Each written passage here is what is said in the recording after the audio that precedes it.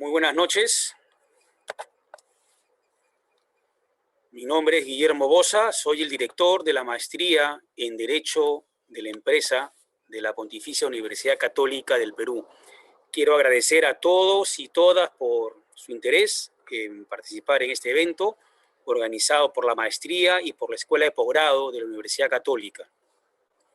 En momentos tan complicados como los que venimos viviendo a nivel planetario y también en nuestro país, no hemos querido dejar de realizar este tipo de actividades académicas en el marco de un proceso de admisión, ¿no? La Escuela de Posgrado de la Universidad Católica ha inaugurado el proceso de admisión para el año 2021, ¿no? Y en la maestría en Derecho de la Empresa hemos creído pertinente compartir con ustedes una clase modelo que estará a cargo del doctor Luis Mendoza. En un momento me voy a referir a la clase y al profesor invitado.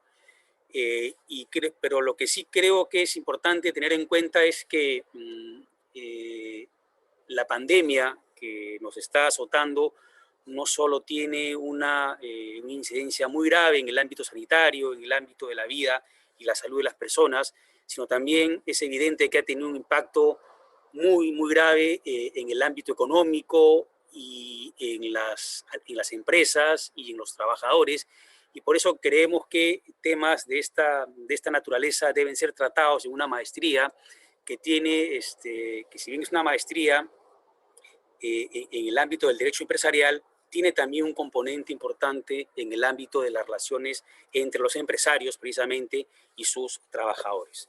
Y es por eso que el tema que hemos escogido para, les decía, compartir con ustedes el día de hoy, se titula El control de las actividades empresariales por la autoridad de trabajo, ¿no? En esta clase modelo se presentarán las principales atribuciones estatales sobre las relaciones laborales privadas, la existencia de registros, la solución de conflictos laborales o la inspección de trabajo, ¿no? Y sobre todo, digamos, con carácter general, pero también habrá, entiendo yo, un momento para reflexionar cómo se está, digamos, llevando a cabo todo esto en el ámbito, ¿no?, de la situación que venimos atravesando. Se han dado, como ustedes saben, una serie de normas de la emergencia laboral, normas que pretenden regular, si bien de manera transitoria, aunque esta transitoriedad ya nos lleva prácticamente un año, los aspectos de las relaciones laborales entre empresarios y trabajadores, pero también la actuación de la autoridad de trabajo en materia inspectiva y en la materia en materia resolutiva, ¿no?, que es lo que va a tratar el doctor Luis Mendoza. Luis Mendoza es un destacado especialista en el ámbito del derecho del trabajo, es profesor de nuestra maestría y él es magíster en relaciones laborales y de empleo por la Universidad de Turín y el Centro Internacional de Formación de la OIT. Entonces, sin más, agradecerles nuevamente por su interés, por su presencia esta noche, y dejo en el uso de la palabra y agradecerle, por supuesto, también al profesor Luis Mendoza por tener a cargo esta clase con este importante tema. Buenas noches y adelante, Lucho. Bien, muchas gracias, Guillermo, por tu presentación tan amable. Bueno, buenas noches a todos y a todas. Vamos a tocar un tema importante que es el que ha anticipado ya el doctor Boza en su presentación.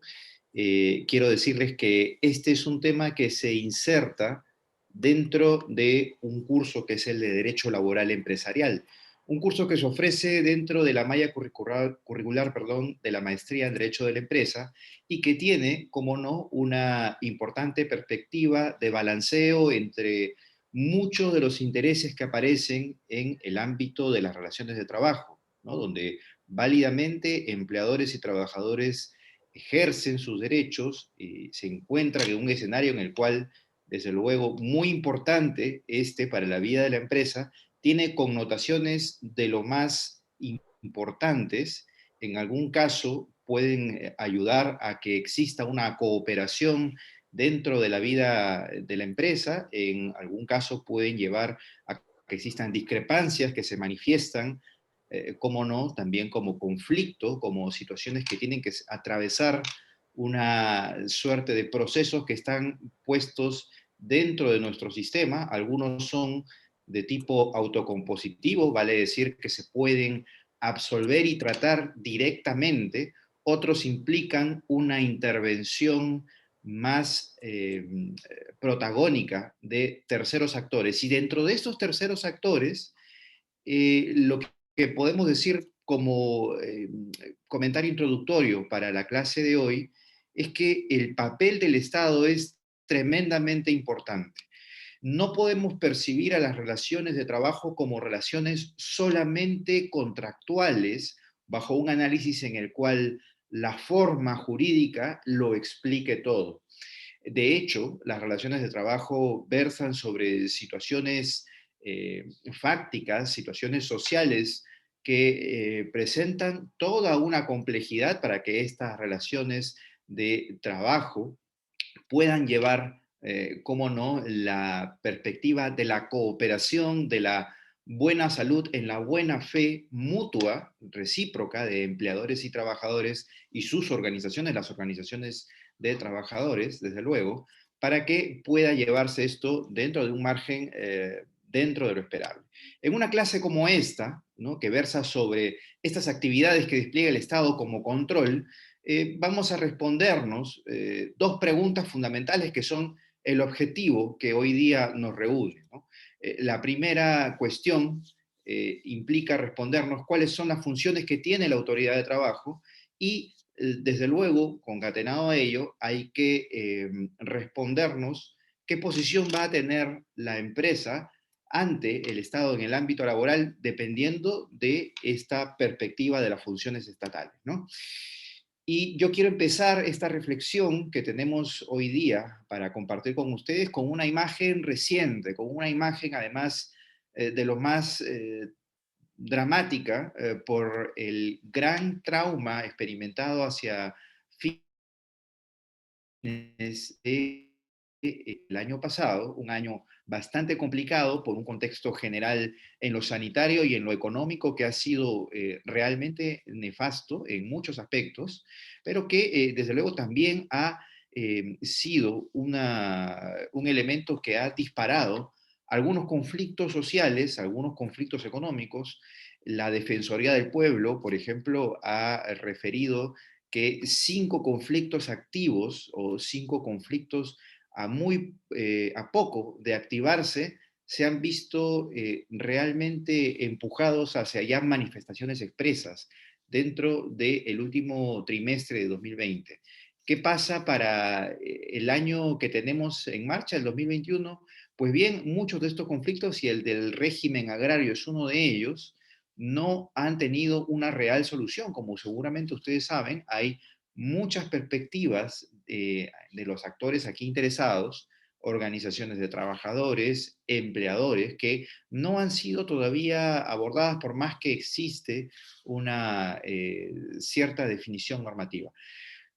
Pero traigo esta imagen no para discutir un régimen específico, como es el agrario, no para discutir, en todo caso, los lamentables hechos de conflictividad que han ocurrido y que han costado vidas humanas hacia el sur y hacia el norte, sino que lo traigo para graficar el extremo de la infructuosidad dentro del espacio de la gobernanza de las relaciones de trabajo. Cuando esta gobernanza no se despliega, cuando este buen hacer de parte de los actores, y aquí introduzco un término que hoy día vamos a utilizar, los actores sociales, los empleadores tenidos como conjunto, ¿no?, los empresarios, los trabajadores tenidos como organizaciones, ¿no?, y también el Estado como un tercer actor importantísimo dentro de este nivel,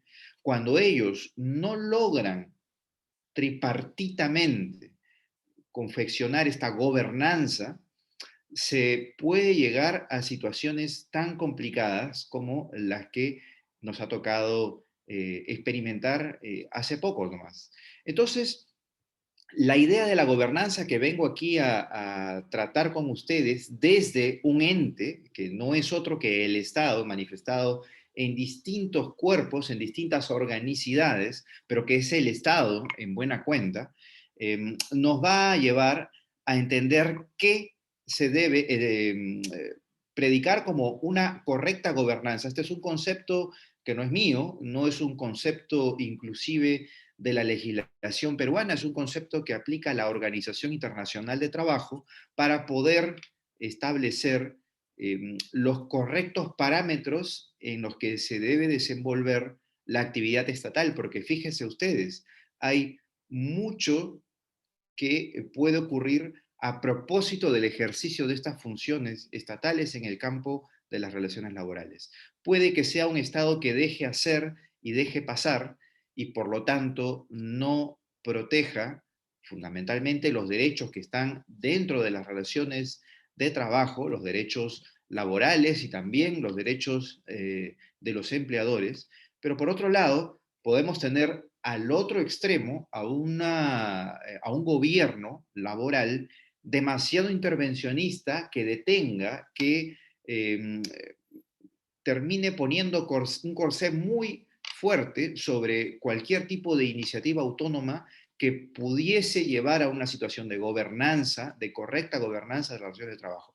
Por lo tanto, no es esta una idea sobre cómo debe resolver el Estado estos asuntos por sí mismo. El Estado por sí mismo no puede llevar a abarcar todas estas situaciones con una perspectiva suficientemente, primero, informada sobre toda esta problemática, segundo, ponderada, y, cómo no, también eficiente.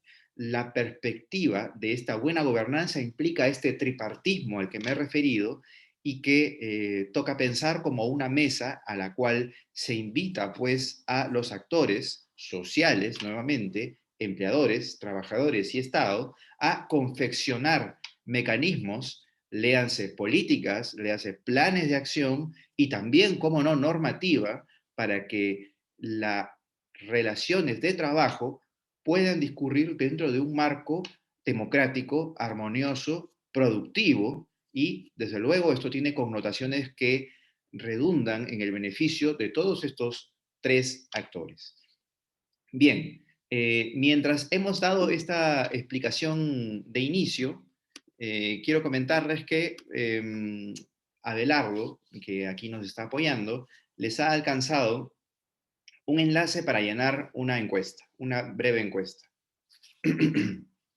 Les voy a pedir, por favor, que accedan al enlace que Abelardo Cabero, de la Maestría de Derecho de la Empresa, les ha remitido para llenar una única pregunta que básicamente es sobre percepciones. Esto no es un examen calificado, desde luego, así que pueden resolverlo con toda libertad y sin ningún tipo de temor. Bien, entonces les voy a dar un minuto y medio. Debería tomarles a ustedes ver todas las opciones y marcar lo que a ustedes más les parezca respecto a la pregunta que les hemos hecho allí. Les invito a verla. En un momento más voy a proyectar esta pregunta. Un segundo.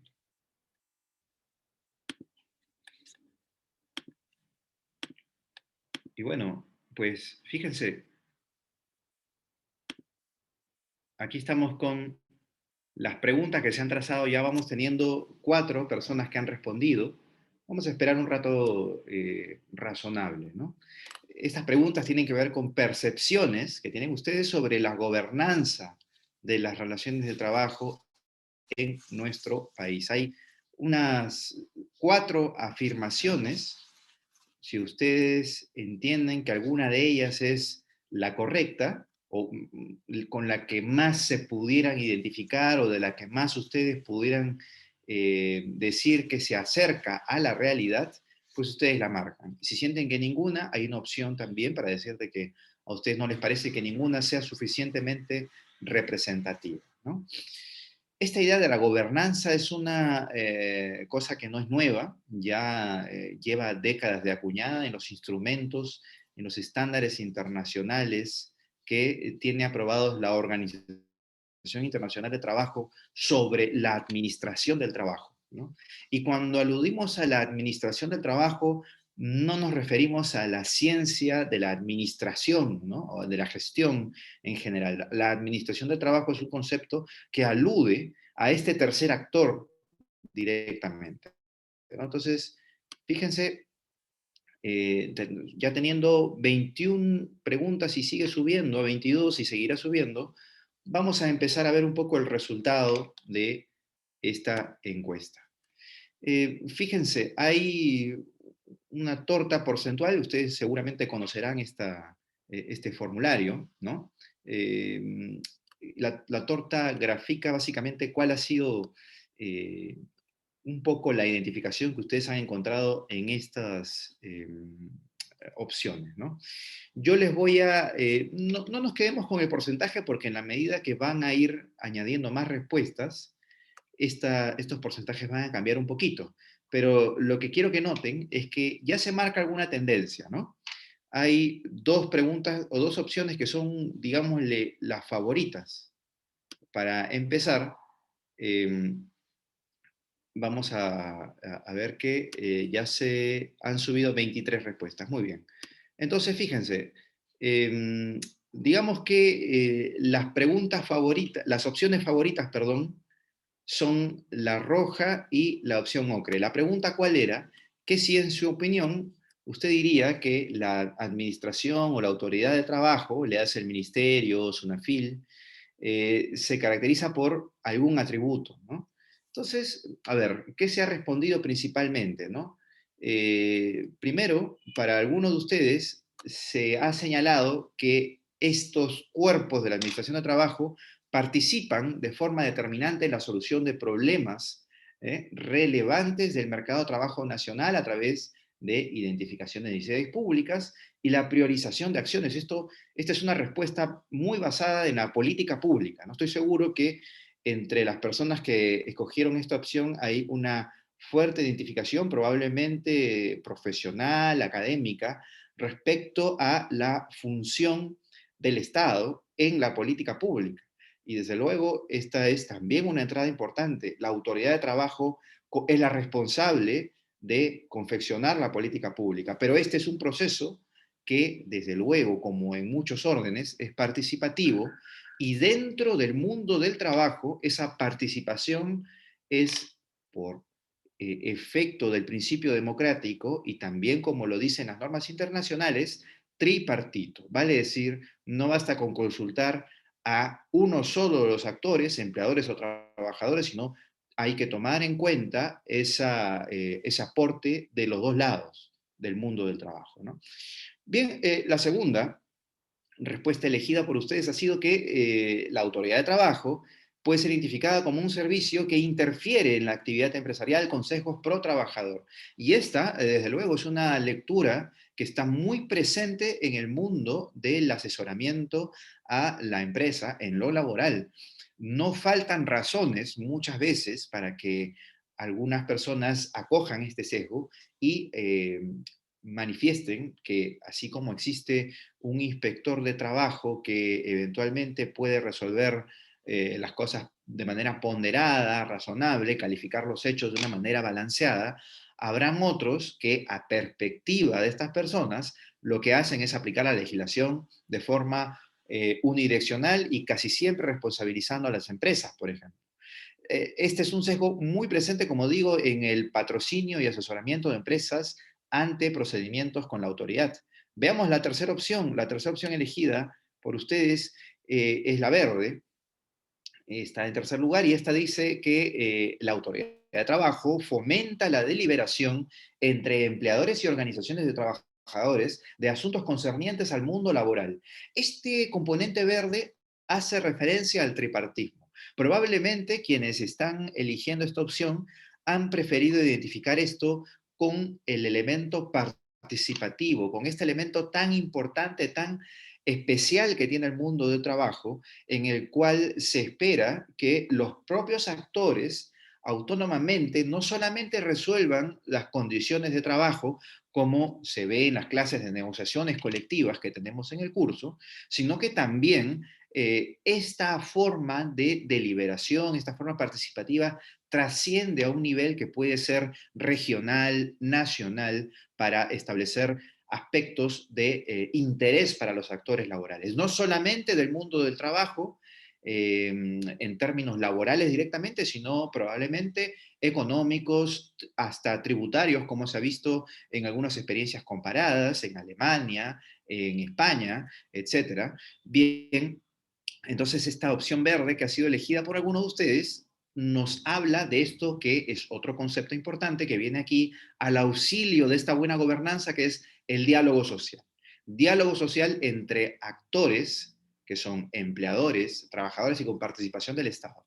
Ese diálogo tripartito es el que, tenida la literatura, la normativa internacional, pero sobre todo las buenas experiencias, por ejemplo, Uruguay durante la pandemia, que ha logrado establecer mecanismos protectores balanceados, pactados entre trabajadores, organizaciones de trabajadores y empleadores durante la pandemia, ha obtenido precisamente la presencia fuerte del diálogo social a través de este proceso de relativa crisis, pero en la cual todavía más es útil el diálogo social para construir consensos, ¿no es cierto? Bien, las opciones que han sido menos elegidas por ustedes son la opción azul, que implica que la autoridad de trabajo se le puede atribuir el que es un cuerpo administrativo presente en todo el país y que opera orientado a resultados. Esta sin duda parece ser una suerte de indicativo del buen hacer o del querer hacer de la administración. Lamentablemente, alguien con no poca razón dirá, lo cierto es que el Estado padece de poca presencia o de débil presencia allí donde está, a veces está, pero es débil su presencia. Entonces, claro, esta afirmación podría ser de alguna manera más presente en los planes, en el plan de el buen hacer de la administración, más su concreción en la realidad a veces puede estar de alguna forma entrada en disputa. Por último, hay personas que han marcado que no conceden que ninguna de las opciones anteriores vaya a ser tenida como una suficientemente descriptiva de la administración del trabajo aquí en Perú. Bueno, como sea, volvemos al PPT. Tenemos ya entonces algunas ideas que han ido fluyendo de este ejercicio, ¿no? De alguna manera, trabajar con percepciones es importante porque ustedes traen conocimientos previos, saberes a la clase y podemos construir desde luego sobre ese mismo canal. Pues bien, las cuatro opciones que ustedes han leído y que de alguna manera han tenido una connotación a la que yo ya me he referido, son funciones, son explicaciones, son atributos que aparecen nada más y nada menos que en el convenio de la Organización Internacional de Trabajo, el número 150. El convenio 150 de la OIT es un instrumento importantísimo dentro de las normas internacionales de trabajo, es tenido como un estándar para la buena gobernanza de las relaciones laborales, ¿no? Y como tal, es un instrumento sobre el cual el Estado peruano tiene una responsabilidad particular y tiene que dar alcances permanentemente a esta Organización Internacional de Trabajo sobre sus avances, sobre la manera en la cual está cumpliendo con ese estándar.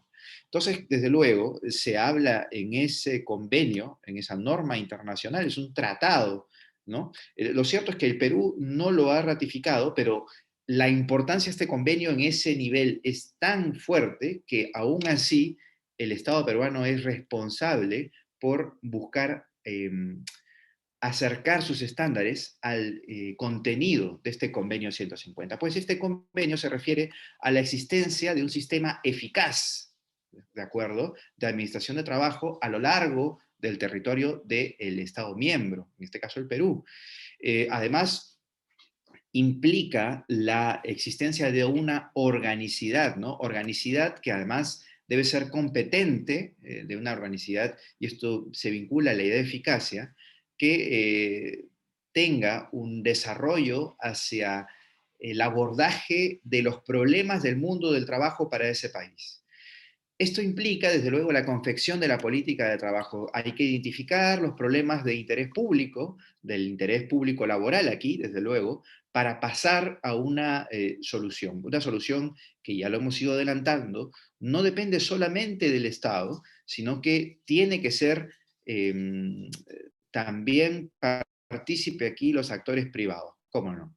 Y esos actores privados, trabajadores y empleadores, participan entonces de esta idea de gobernanza. La organicidad se pone también a disposición de esos mismos actores sociales, es la siguiente idea a rescatar. No es solamente un Estado que blande el garrote para castigar, como a veces se percibe a la administración de trabajo, sino que también pone servicios a disposición de los actores. Esto ciertamente puede ser difícil de percibir para algunos. Pero lo concreto es que nuestro Estado, nuestra Administración de Trabajo, sí que despliega esta función, por ejemplo, con servicios de orientación a empleadores y trabajadores sobre la legislación laboral. La propia Inspección del Trabajo también tiene actuaciones pedagógicas para enseñar, para orientar, ¿no es cierto?, a determinados empleadores sobre el cumplimiento de ciertos estándares, fundamentalmente los nuevos, aquellos que se van aprobando en el tiempo y que tienen una suerte de lapso en el cual esas obligaciones tienen una fiscalidad baja, ¿no? O sin multa o solamente implican la comunicación de cartas inductivas, etcétera, etcétera. También aparece en este convenio la existencia de este impulso al diálogo social al que nos hemos referido y que tiene todo un desarrollo para nosotros muy importante en nuestra aproximación al derecho laboral empresarial. Baste decir esto por aquí respecto al diálogo social, lo que ya hemos anotado. Pasamos a nociones fundamentales, entonces, luego de lo repasado, sobre la administración del trabajo y sobre la posición, lo que nos preguntábamos al inicio, de la empresa, ¿no? del mundo laboral tiene a este actor importante, ¿no? Tiene a este actor importantísimo que es la autoridad de trabajo y frente a él están la parte trabajadora como un sujeto que tiene que ser alcanzado por la legislación laboral, legislación que es protectora, pero también están los empleadores, ¿no? Empleadores que desde luego tienen una función importantísima en el cumplimiento de esa legislación, porque su propio comportamiento puede ser totalmente determinante, más que la existencia de una administración del trabajo robustecida para lograr ese mismo efecto. Para empezar, entonces, hay un fundamento constitucional dentro de la idea de la libertad de empresa, ¿no?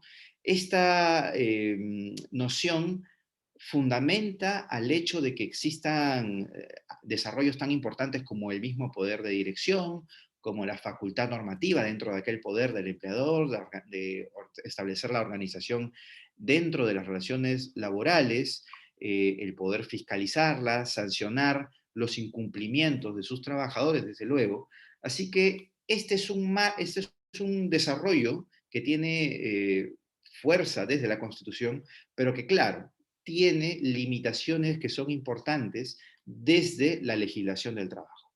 Ahora bien, los derechos que aparecen como una suerte de meta para la administración del trabajo tienen, desde luego, una importante connotación, ¿no? Bien, se trata de derechos que implican que el Estado reconozca los mismos, puede pensarse como un ejemplo al derecho de huelga, al cual la propia Constitución implica que se reconoce su ejercicio, ¿no es cierto?, dentro de los cauces democráticos, a la garantía a la que el artículo 28 de la Constitución que vengo citando, por ejemplo, refiere como concepto vinculado a la libertad sindical, a la que se le garantiza, ¿no? Lo que implica un nivel de protección, desde luego, un nivel de reconocimiento y protección.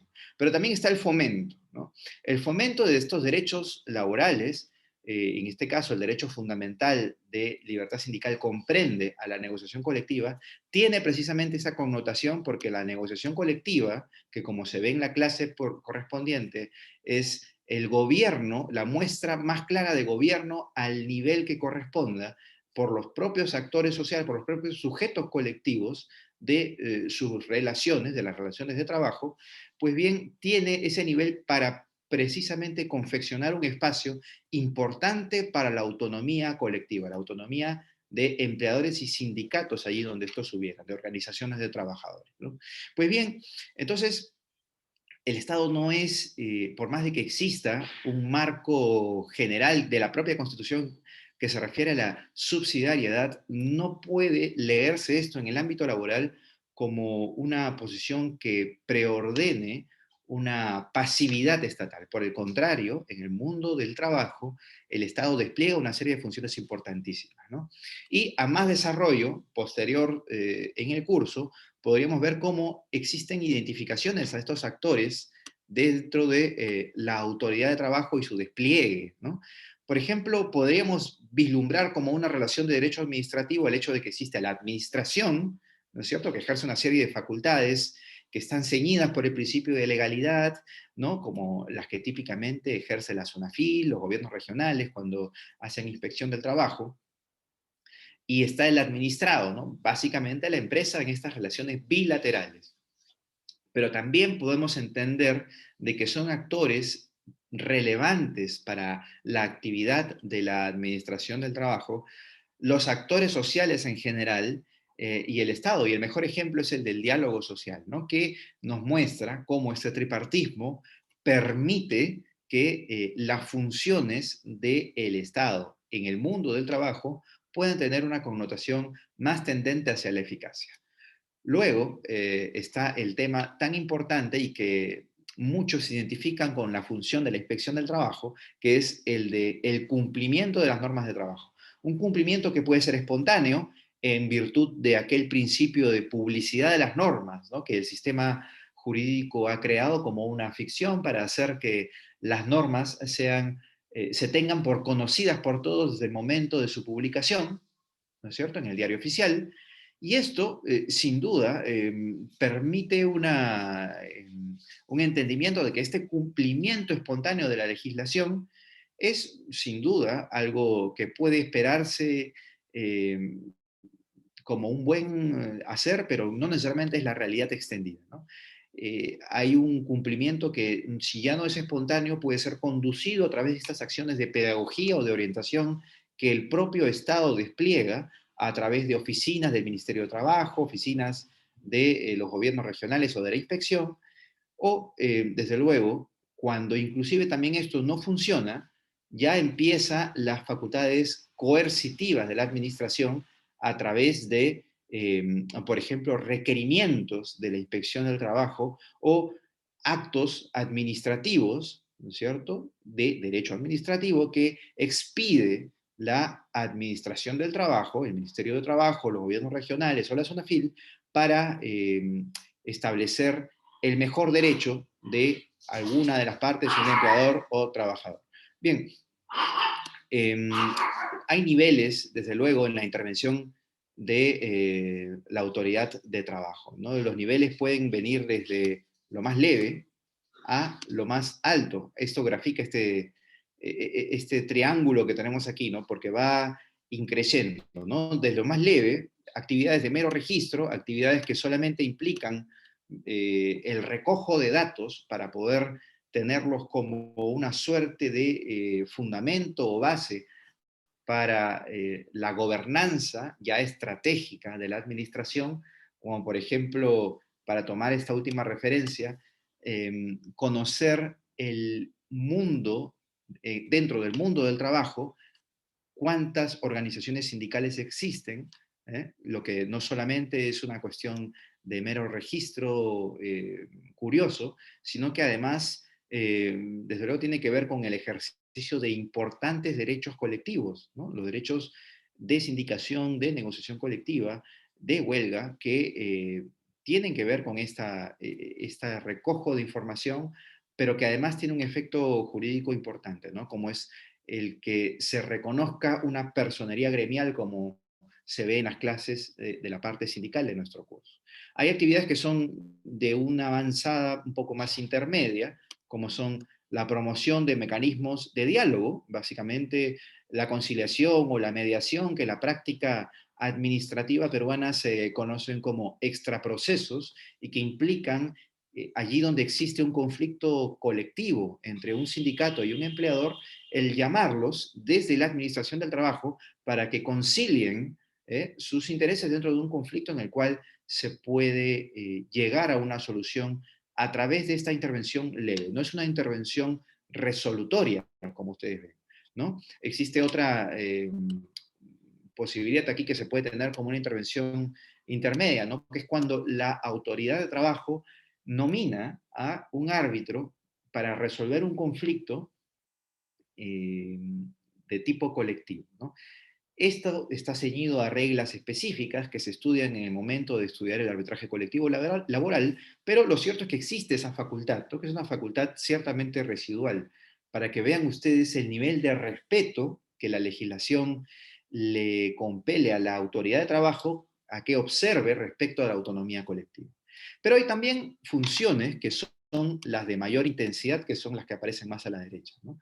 Y son las que, por ejemplo, se conocen como resolutorias, ¿no? ¿Por qué? Porque resuelven lo que en buena cuenta es un acto administrativo. Puede resolver un conflicto con ello, un conflicto económico en el mundo del trabajo. Piensen ustedes en algo que está tan presente en nuestros días como es la suspensión perfecta de labores, ¿no? La autoridad de trabajo resuelve, desde luego, una petición, una pretensión del empleador de llevar a un número de trabajadores a este supuesto de desactivación de los contratos de trabajo, de las prestaciones implícitas dentro de él, ¿no es cierto? Entonces, esta sola figura nos puede dar cuenta de cuánta importancia está puesta en las manos de la autoridad de trabajo al decidir sobre un fenómeno tan importante como el que vemos en nuestros días, ¿no? Donde muchos trabajadores son sometidos a estos procedimientos de suspensión, algunos con fundamento, ¿no? Con ciertamente eh, razón, y otros bajo más bien auspicio de ánimos fraudulentos, lamentablemente. Pues bien, a quien le toca controlar si hay justicia o no respecto de esto es nada más y nada menos que la autoridad de trabajo, que hace un control de legalidad sobre la petición que inicia el empleador.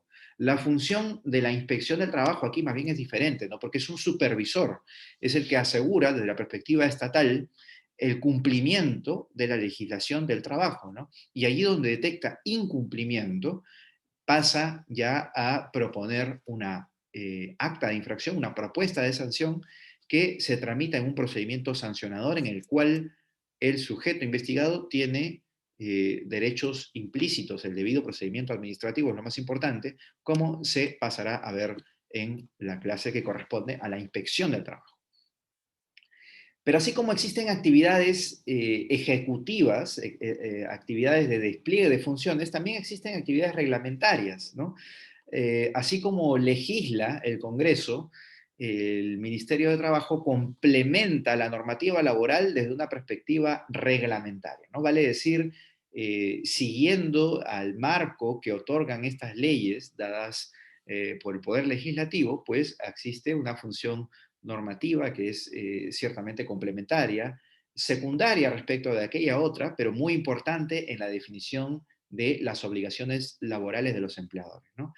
Pero esta actividad reglamentaria sobre las conductas, sobre los comportamientos, puede tener también distintas connotaciones de intensidad, ¿no? En lo más leve, esta es una noticia del día de hoy, ¿no? Vamos a ver, perdón, esta no, la segunda es una noticia del día de hoy, la intermedia. La primera es la referencia a actividades de mera orientación que desarrolla la SUNAFIL, ¿no? En esta actividad pedagógica a la que ya me he referido. La idea en estas actividades orientadoras de un actor tan fuerte y a veces tan temido como la SUNAFIL no es otra que la de evidenciar que existen zanahorias y garrotes, que no solamente hay garrotes del lado de la administración. Por otro lado, está también la cuestión de que, y esta sí es la noticia del día de hoy, se viene difundiendo que el ministerio exhorta a los empleadores a que, visto el toque de queda, que es a las 9 de la noche, vale decir en un rato más todavía, se asegure pues que los horarios de trabajo, que la jornada termine en un tiempo suficiente para que los trabajadores puedan retornar a casa sin problemas, ¿no? Esto para quienes tienen jornada nocturna, sin duda, es tremendamente importante. Ya no es solamente una orientación, sino es una exhortación, pero la exhortación, algunos críticos dicen, le faltaría un componente coercitivo, ¿no es cierto? Pues bien, ese componente no aparece en comunicados como este, en la normativa en todo caso, no termina aquí de ser precisamente conveniente para resolver el asunto. Pero existen actividades que son de mayor intervención, ¿no? Que son las de reglamentación específica de obligaciones concretas, ¿no? Como es el caso de alguna resolución ministerial que establece normas técnicas para establecer qué cosa, los lineamientos para los ajustes razonables de personas con discapacidad. Estas normas técnicas establecen una suerte de proceso de consulta que la persona con discapacidad puede activar en la etapa correspondiente. Eh, yo no quiero dejar esta clase modelo sin referirme a preguntas de cierre, que son las que ayudan a la reflexión, ¿no? Nos habíamos trazado preguntas de inicio que de alguna manera hemos abordado al incidir sobre conceptos importantes, ¿no? La participación tripartita en la gobernanza de las relaciones laborales es, me parece a mí, una idea sintética dentro de lo cual podemos estudiar a la administración del trabajo. Pero al cierre podemos quedar como actividades para una reflexión más larga, ¿no? ¿Qué se puede esperar de una administración de trabajo en un contexto de crisis, ¿no? Y cómo puede el Estado, además, acercarse, promover que los agentes privados puedan llevar por ellos mismos y con la asistencia del Estado, con el impulso, con la asistencia técnica del Estado, a una situación que nos evite más imágenes como aquella como en la que empezamos la clase de hoy día, ¿no?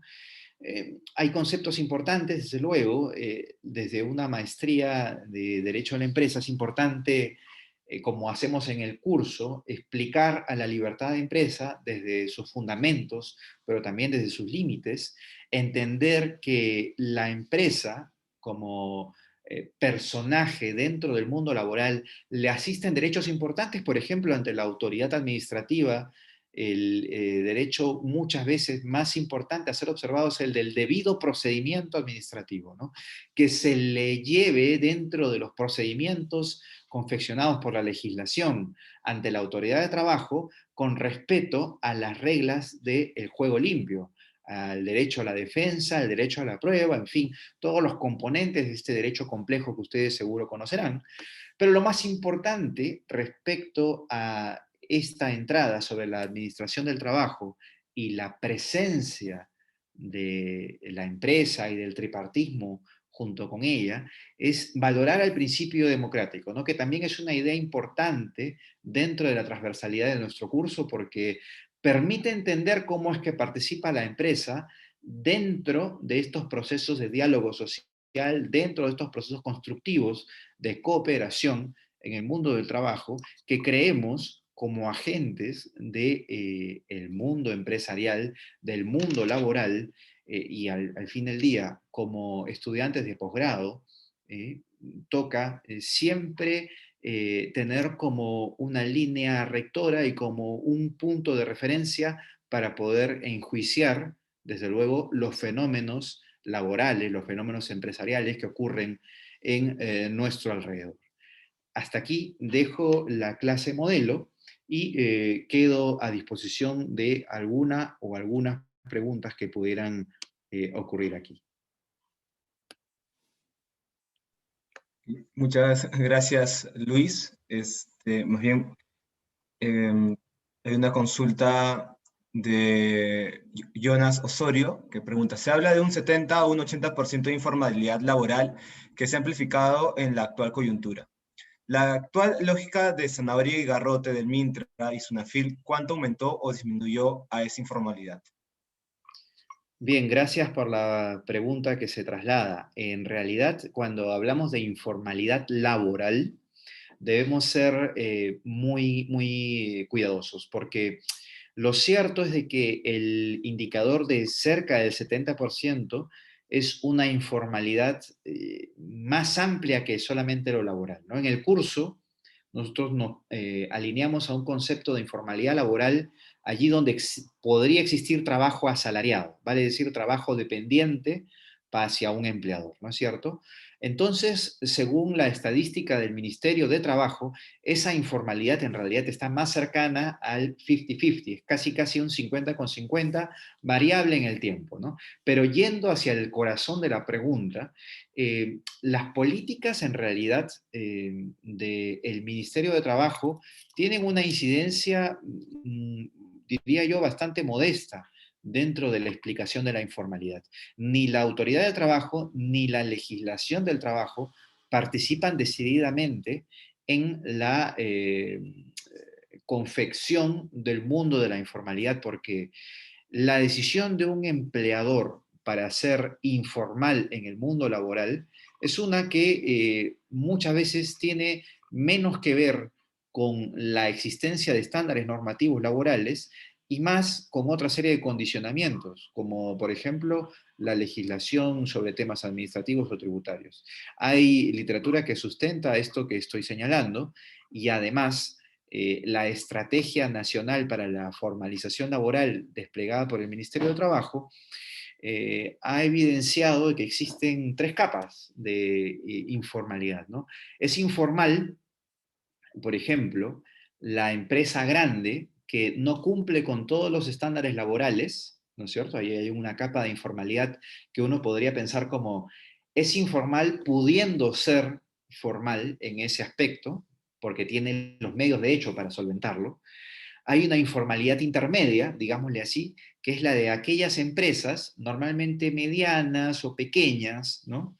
Que solamente le falta un poco de conocimiento, un poco de percepción de los beneficios reales de la formalidad para tomar una decisión de índole económico, fundamentalmente, y atravesar esa barrera de la informalidad para ser formal.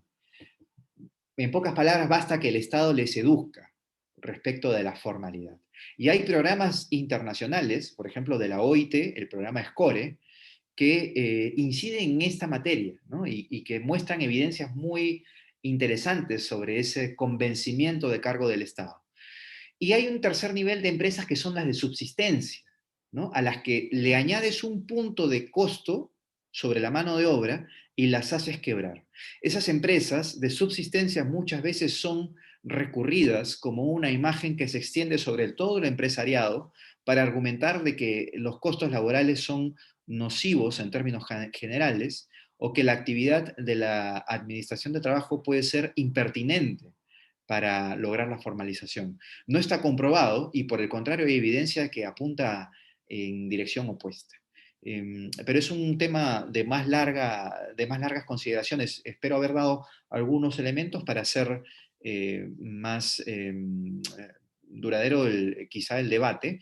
A quien preguntó esto y quienes estén interesados les recomiendo revisar la parte de diagnóstico de la estrategia de formalización laboral del Ministerio de Trabajo.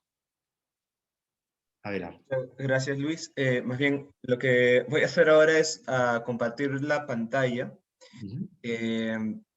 para explicarles un poco sobre la maestría. Disculpen, ha quedado un par de preguntas en el aire, pero nos gana el tiempo, entonces tenemos que aprovecharlo. Justo una de las consultas que llegaba era sobre a qué se refería la maestría en Derecho de la Empresa, y sobre todo esta modalidad semipresencial. Voy a pasar esto rápidamente. Bueno, nosotros contamos, es una maestría profesionalizante que tiene una duración de 4 semestres académicos, esto es decir, 2 años. El caso de Luis Mendoza, Luis nos acompaña en el curso de Derecho Laboral Empresarial que se dicta en el tercer semestre de cada tercer semestre. La maestría se compone por cuatro cursos en cada ciclo, salvo en el último ciclo que tiene 3 cursos. Y bueno, ¿a qué nos referimos con semipresencial? La modalidad semipresencial es una modalidad blended, es los chicos en un contexto regular donde pueden ir si pudiéramos tener clases en el campus. Cada curso tendría una duración de 8 semanas, y un fin de semana se acumularían las clases presenciales, un sábado y un domingo. Los alumnos llegarían al campus, tendrían esas actividades presenciales con exposiciones o trabajos o dinámicas grupales que el profesor plantee en la clase. Ahora, y en lo que resta del semestre, será a través de vía Zoom, pero la dinámica se mantiene. Por ejemplo, en el primer semestre, ustedes van a llevar Economía y Derecho y Sociedades durante 8 semanas en un primer módulo. Y en el segundo módulo, ustedes llevarán Estado Regulador y Contabilidad. La idea es que la carga lectiva no sea mucha. Durante esas 8 semanas, ustedes tienen estos 2 fines de semana, 16 horas de clases sincrónicas con el profesor, pero también cuentan con una plataforma Paideia, donde se encuentran los materiales de lectura, se encuentran la guía de actividades y se encuentra un elemento muy importante que es la guía, el calendario del curso. En el calendario del curso está cronometrado qué temas tienen que ustedes revisar y en las fechas en que tienen que revisarlo, y cuáles son las fechas en las cuales tienen evaluaciones y tienen que entregar evaluaciones. Las evaluaciones pueden ser desarrollo de casos, monografías o controles de lectura que se realizan también en la plataforma Paideia. Entonces, esta es la diferencia con la maestría, con una maestría presencial. La maestría presencial no hace tanto uso de la plataforma Paideia. Nosotros sí tenemos un uso extendido de esta plataforma, y que de hecho ha funcionado bastante bien. El año pasado, justo con todo cambio a la modalidad virtual que tuvo que girar la universidad y la maestría. Cosas importantes a tener en cuenta es que durante los únicos cursos que van a durar 16 semanas, o dígase todo el ciclo académico, es Seminario de Investigación 1 y Seminario de Investigación 2. Esto en el segundo año de la maestría. ¿Por qué? Porque en estas Seminario de Investigación 1 ustedes tienen cada semana una asesoría personalizada con un profesor especialista que les va a ayudar en el tema de forma y metodología de su trabajo de investigación. Sin embargo, a partir de la tercera semana del Seminario de Investigación 1, se les va a asignar un asesor temático que les va a ayudar a revisar y afinar el fondo de su trabajo. Entonces, durante 2 semestres, durante un año, ustedes van a desarrollar su trabajo de investigación y van a salir con un trabajo de investigación a un 95%. Con unas observaciones que tienen que levantar, que se les ha hecho su asesor temático. El asesor temático en ese momento va a pasar a ser un jurado, y cuando ustedes levanten las observaciones, le vamos a pasar a otro jurado, el jurado objetor, quien puede dar observaciones. Tiene que leer el documento y va a revisarlo y va a dar algunas observaciones, y ustedes tienen que levantarlo.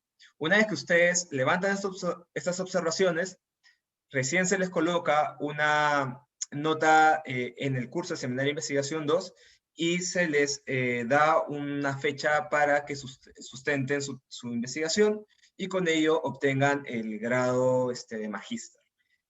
Si ven, ustedes pasan por una revisión de 2 jurados, en principio ya han aprobado, por mayoría, pero ya han aprobado. La idea es que durante en la exposición ustedes terminen de convencer al tercer jurado, tengan una nota por unanimidad, y sobre todo puedan tener una mención muy bien o sobresaliente. Este es un método que nos ha ayudado mucho, teniendo en cuenta que los alumnos que hemos recibido, siendo la mayoría abogados, tienen poca experiencia en escribir o realizar trabajos de investigación con un cariz académico. Son muy buenos profesionales, realizan documentos e informes jurídicos espectaculares, pero cuando se les enfrenta a un trabajo académico que es una mirada distinta, es ahí donde hemos visto que han ido no se encontraban. Entonces hemos desarrollado esta estrategia para que puedan encontrarse. ¿Cuántos cursos selectivos se pueden elegir? Ustedes pueden elegir, tienen 3 cursos selectivos, pero hablemos de créditos. Son 9 créditos selectivos. En principio, nuestra maestría cuenta con, cada curso tiene un valor de 3 créditos. Entonces, ustedes llevan 3 créditos, 3 cursos, han completado con los 9 créditos selectivos. Sin embargo, ustedes tienen la posibilidad de llevar los cursos selectivos en otras maestrías. En maestría, por ejemplo, de Derecho del Trabajo, Derecho Bancario y Financiero, Derecho Tributario, y lo puedan reconocer por lo que llamamos articulación horizontal. ¿Y por qué acá me gusta hablar de créditos? Es que, por ejemplo, en la maestría de Derecho Bancario y Financiero, ellos tienen cursos que pesan 1 o 2 créditos. Entonces, claro, si te digo, no, son 3 cursos. Si tú llevas un curso de un crédito, de hecho, tendrías que llevar 3 cursos de un crédito para que puedas tener recién estos 3 créditos y completes tu bolsa de créditos selectivos. Entonces, puedes llevar 9 créditos selectivos de cualquier maestría de la universidad. Sin embargo, cuentas con una serie de cursos selectivos que ofrecemos tanto en la maestría en Derecho de la Empresa como en otras maestrías. A ver, también.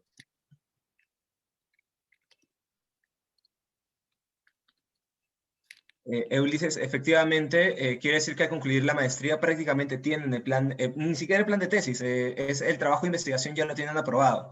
En el segundo semestre tenemos el curso de Introducción a la Metodología de la Investigación. Este curso es bastante útil para los alumnos porque se les entrena en 4 metodologías de investigación y de hecho el profesor les ayuda a afinar su tema y su plan de trabajo o plan de investigación. Ya no estamos hablando de tesis, que implica siempre un documento bastante extenso, de 100 páginas, 150 páginas, 200 páginas. Estamos hablando de un trabajo de investigación que tiene una extensión de entre 30 a 40 páginas, con un formato muy parecido al que se utiliza en revistas indexadas. En este trabajo ustedes solo cuentan con pueden realizar un 20% de citado textual. Entonces, esto implica también un reto para los alumnos y para los alumnos de Derecho que estamos bastante acostumbrados a una cita textual tras cita textual. Realizar trabajos donde lo que tenemos es como un conteo de citas textuales antes que parafraseos o sacar conclusiones de todo un libro. Entonces, eso es lo que se incentiva en los trabajos de, primero, introducción a la metodología de la investigación y luego en los seminarios de investigación. Luego me consultaban sobre el diploma. El diploma efectivamente, no, la modalidad de estudios va a salir en el anverso del diploma. Ustedes van a recibir un diploma que dirá maestría en Derecho, magíster en Derecho de la Empresa. Ustedes volteen su título, ahí coloca el número de horas, el número de créditos y la modalidad de estudios. En la modalidad de estudios figurará semipresencial. No sé si, y de hecho, siendo las 9:03, quería consultarles si tienen alguna duda adicional. He querido hacer lo más rápido posible. Denme un momento, les estoy colocando en el chat. A ver, a ver. Este es mi correo electrónico y este es el correo de la maestría, en caso de deseen más información. Si me dan un segundo, les puedo dar mi número telefónico.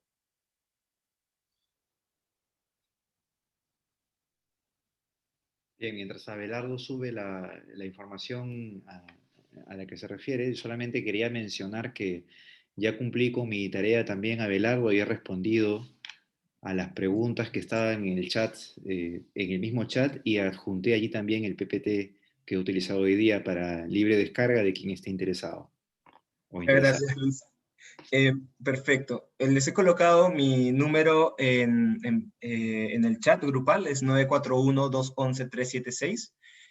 Miluska, brevemente, tienes dos formas de pago.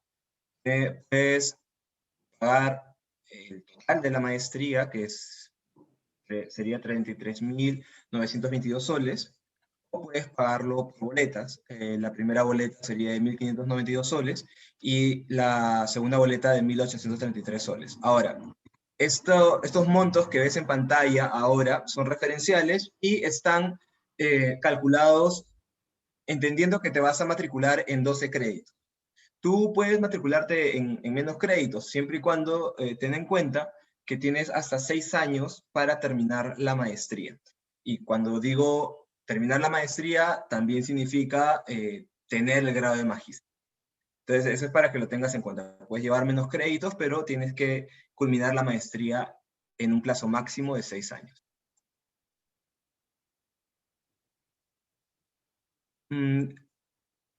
¿Hay algún examen de admisión? De hecho, sí hay un proceso de admisión. El proceso de admisión de la maestría está abierto ahora y ustedes ingresan a la página web de la Escuela de Posgrado. Está abierto hasta el 16 de febrero el plazo para presentar documentos. Los documentos que ustedes tienen que presentar es un print de pantalla del registro de su NEDU, de su grado de bachiller, su CV y una copia simple de DNI.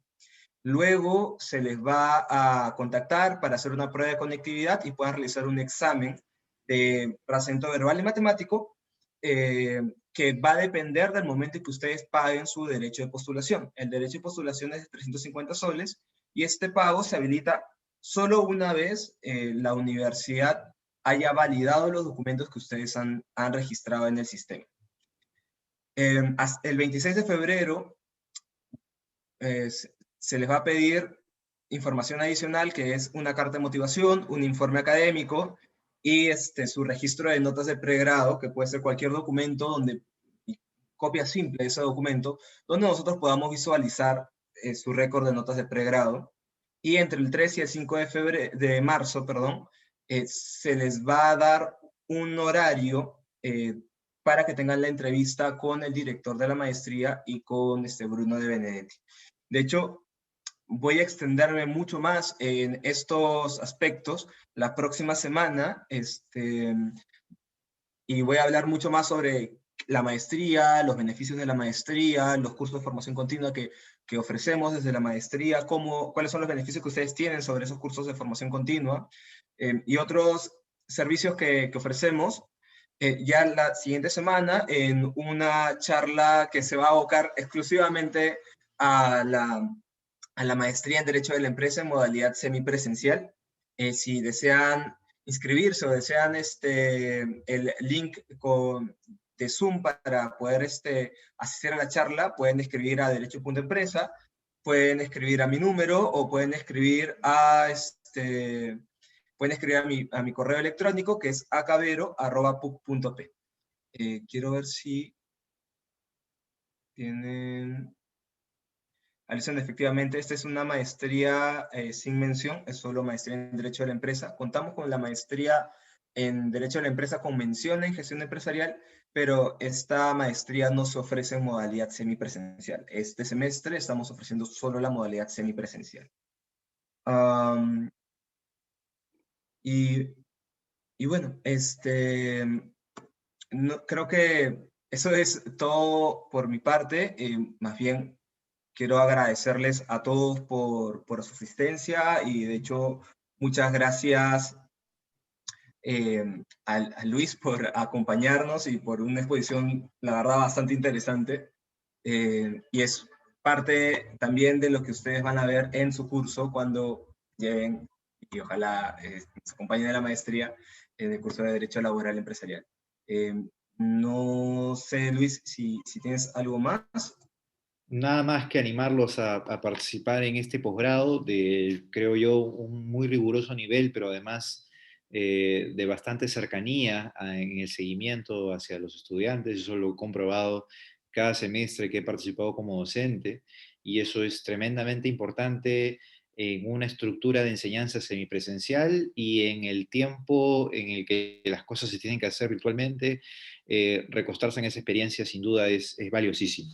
Solamente con esa idea los dejo, y creo que mucho está dicho, pero más cosas se dirán cuando nos veamos en el curso de Derecho Laboral Empresarial con todos los aquí presentes. Muchas gracias a todos, muy buenas noches, muchas gracias Luis. Bien, Cuídense. buenas noches. Chao, que estén bien.